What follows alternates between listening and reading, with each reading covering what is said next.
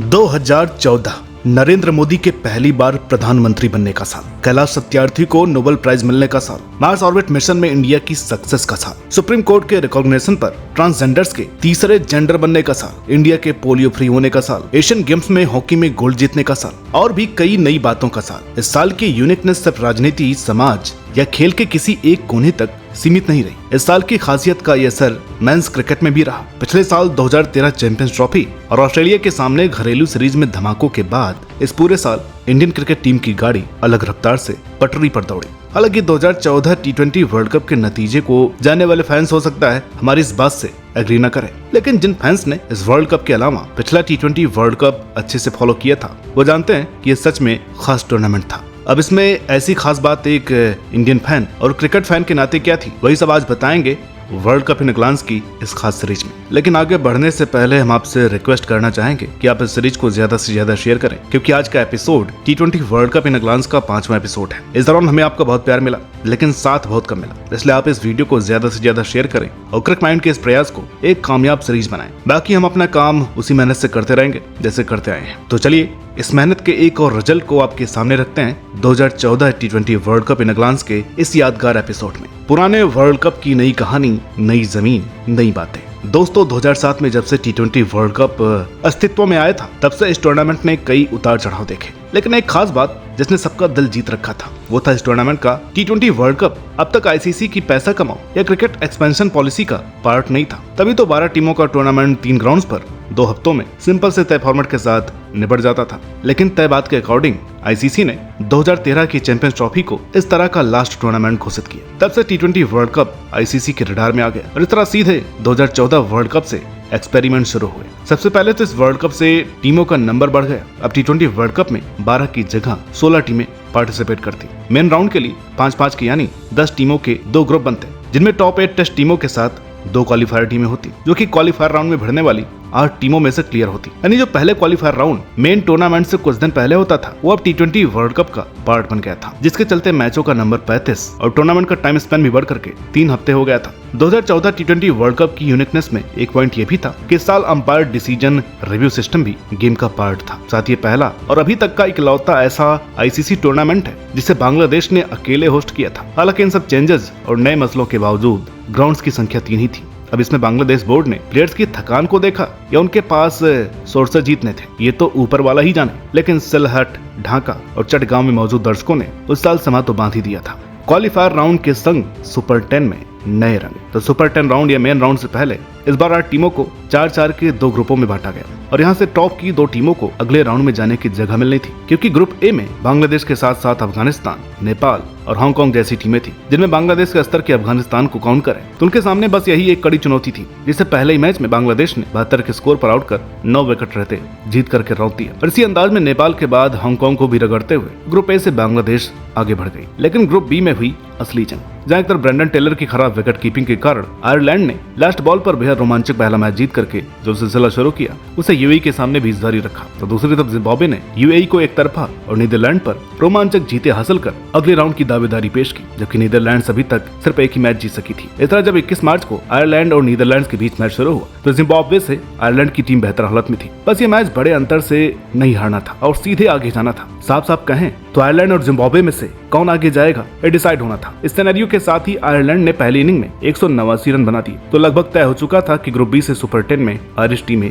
आगे जाएंगी। मगर ये क्रिकेट है, वो क्रिकेट जो आंकड़ों के दम पर जीतना आसान होता तो आज हर मैथमेटिशियन क्रिकेटर होता। ये हारते को जिता देता है और बाहर चल रही टीम को कभी भी गेम में ले आता है। उस रोज बिल्कुल वैसे ही हुआ। दरअसल जिम्बाब्वे और आयरलैंड के बीच हम आपको ये बताना भूल गए कि नीदरलैंड भी क्वालिफाई कर सकती थी, बस उन्हें ये वाला मैच बड़े अंतर से जीतना था और पहली इनिंग के बाद ये बड़ा अंतर था 190 रन 14 ओवर से पहले चेज करना। ये होना उतना ही मुश्किल था जितना मगरमच्छ के मुंह से शिकार छुड़ाना। लेकिन उस रोज नीदरलैंड कुछ और ही तय करके आई थी। उन्होंने पहले तो बोरन के 15 में 31 और स्टीफन माईबर्ग के 23 में से 63 से पावर प्ले लूटा। फिर मिडिल ओवर्स में बरेसी के 22 में 40 और टॉम कूपर के 15 में से 45 रनों से ही मैच लूट लिया। उस रोज डच टीम ने आयरिश बॉलर्स पर कुल 19 छक्के और 12 चौके मारते हुए सिर्फ T20 ही नहीं बल्कि वर्ल्ड कप इतिहास का सबसे यादगार चेज कर डाला। इस तरह सुपर 10 की तस्वीर रोमांचक अंदाज में साफ हुई, जहां ग्रुप 1 में इंग्लैंड, न्यूजीलैंड, साउथ अफ्रीका और श्रीलंका के साथ आतिशी नीदरलैंड्स थी, तो वहीं ग्रुप 2 यानी इंडिया वाले ग्रुप में पाकिस्तान, ऑस्ट्रेलिया के साथ डिफेंडिंग चैंपियन वेस्टइंडीज और होस्ट बांग्लादेश थे।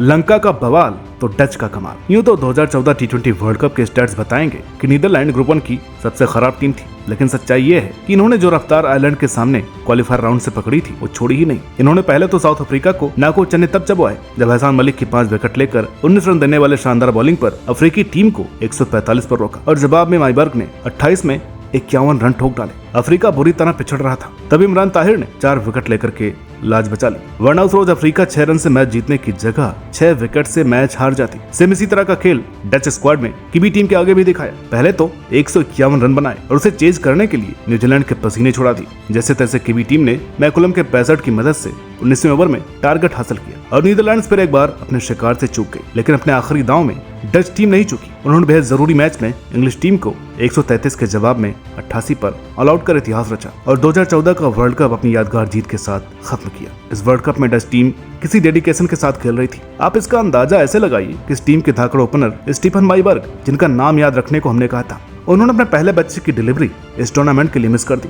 इस टूर्नामेंट में डच टीम के लिए सब अच्छा था, बस एक मैच को छोड़ करके, वो मैच जिसमें नीदरलैंड्स की टीम लंकाई शेरों के सामने 39 के स्कोर पर आउट हो गई, जिसे लंका ने 5 ओवर में चेज करके सनसनी मचा दी। हालांकि ये मैच लंका के शोर का आगाज नहीं था, क्योंकि उन्होंने इस ग्रुप के पहले मैच में एक बेहद रोमांचक मुकाबले में अफ्रीका को 7 रनों से हराया था। मगर इस अच्छी शुरुआत के बाद हिल्स के तूफान में लंका की टीम उड़ गई और उनकी 64 बॉल्स में 116 रनों की पारी के आगे लंका के 189 रन बौने साबित हुए, जिसका नतीजा ये रहा कि लंका का न्यूजीलैंड वाला लास्ट मैच करो या मरो बन गया, जिसे लंका ने हैरत की स्पिन के दम पर जीत लिया और यहीं से लंका के वर्ल्ड कप जीतने की चर्चा शुरू हो गई, क्योंकि इस मैच में लंका ने सिर्फ 119 रन बनाए और जिस अंदाज में 60 रनों पर कीवी टीम को बिखेर दिया, उसने लंकाई शेरों के इरादे जाहिर कर दिए। इस तरह लंका ग्रुप 1 से उस साउथ अफ्रीका के साथ सेमीफाइनल के लिए क्वालिफाई किया, जिसने ग्रुप राउंड में इंग्लैंड को 3 और न्यूजीलैंड को 2 रन से प्रेशराइज मैचों में हराया था। Unbeaten Indian team.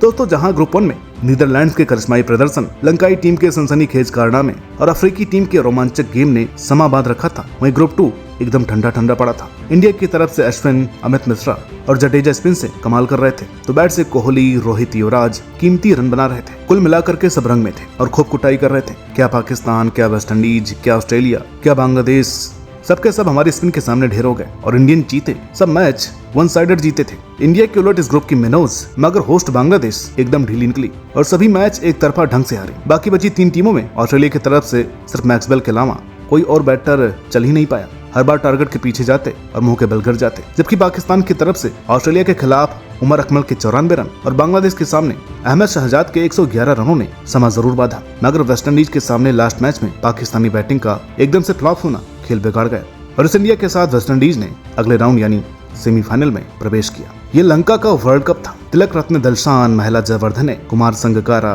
Thisara Perera, Angelo Mathews, Nuwan Kulashekhara, Lasith Malinga, रंगना हैरात। 2011 वर्ल्ड कप या कहे लंका क्रिकेट के ये सब कामयाब मगर आईसीसी ट्रॉफी से टूटे हुए नाम 2014 के उस वर्ल्ड T20 फाइनल में खेल रहे थे। ये एक नाम ट्रॉफी डिजर्व करता था। इसलिए जब सेमीफाइनल में लंका का मुकाबला डिफेंडिंग चैंपियन वेस्टइंडीज से फंसा और बारिश ने एकदम से आकर के लंकाई खेमे में डीएलएस रूल के अकॉर्डिंग 27 रनों की जीत डाली, तो वेस्टइंडीज के कप्तान सैमी ने बारिश और रिजर्व डे न होने की दुहाई देते हुए लंका के साथ गॉड है ये वाला स्टेटमेंट भी दिया, जिसके बाद साउथ अफ्रीका को रौद करके आ रही अभी तक की अनबीटेन इंडिया के दिल में एक डर तो बैठ गया था। माहौल भले ही पॉजिटिव था, प्लेयर्स एक दूसरे को हौसला दे रहे थे। धोनी ने सेमीफाइनल में कोहली को विनिंग शॉट मारने का वो यादगार लम्हा भी फैंस को दिया। इन सब के बावजूद सबको फाइनल का डर था, इसलिए नहीं कि हम कमजोर थे, लंका मजबूत थी, इसलिए कि सचिन की विदाई के लिए 2011 वर्ल्ड कप रचा गया था। यहाँ पर एक नहीं बल्कि 5 सचिन के रुतबे जैसे खिलाड़ी टीम में थे। फिर भी फैंस पॉजिटिव थे, मगर जैसे ही मैच शुरू हुआ और पूरे वर्ल्ड कप में चेज कर रही इंडिया को पहले बैटिंग मिली तो सांसें चढ़ गई। उसके बाद रहाणे 3 पर और रोहित 26 में 29 पर आउट हुए, तो 11वें ओवर में इंडिया 64 पे थी। मामला गंभीर जरूर था, मगर कोहली के साथ युवराज सिंह थे। बस यही उम्मीद जो हमने अभी बांधी वो उस दिन सबने बांधी थी, लेकिन कुदरत ने कुछ और ही ठाना था। पुरजोर कोशिश के बावजूद युवराज के बैट से बॉल्स नहीं लगी। उन्होंने 21 बॉल्स में 11 रनों की बेहद धीमी पारी खेली। जब वो आउट हुए तो धोनी ने 7 बॉल लेकर के सिर्फ 4 रन बनाए और कोहली के 77 रन आखिर में 58 गेंदों में ही आए। इंडिया फाइनल में सिर्फ 130 रन ही बना पाई और एक तरफा ढंग से हार गई, जिसके बाद युवराज सिंह की खूब लान तान हुई और उन्हें अपनी जगह छोड़नी पड़ी। लेकिन सच्चाई ये है कि इस रोज युवराज की गलती नहीं थी, वो वर्ल्ड कप लंका का ही था। वार्नर डेथ ओवर्स में 24 यॉर्कर्स, वो भी सटीक। आपने उस दिन से पहले या उस दिन के बाद कब देखी थी, जरा बताइएगा। मलिंगा और कुलशेखर ने जिंदगी भर का एक्सपीरियंस लगा करके वो आखिरी 5 ओवर इंडिया से छीन ली और साथ ही साथ वर्ल्ड कप भी। तो दोस्तों ये थी कहानी 2014 T20 वर्ल्ड कप की। उम्मीद करते हैं कि ये वीडियो आपको पसंद आई होगी। अगर वीडियो पसंद आ रही है तो प्लीज लाइक करें, इसको ज्यादा से ज्यादा अपने क्रिकेट को जानने वाले दोस्तों के साथ जरूर शेयर करें कि भाई क्रिकमाइंड पर ऐसी कोई सीरीज चल रही है जिसे आपको देखना चाहिए, क्योंकि अगर वीडियो पर रिस्पॉन्स आता रहेगा तो ऐसे ही सीरीज हम आगे भी लाते रहेंगे। तो मिलते हैं आपसे अगली वीडियो में, तब तक के लिए नमस्कार।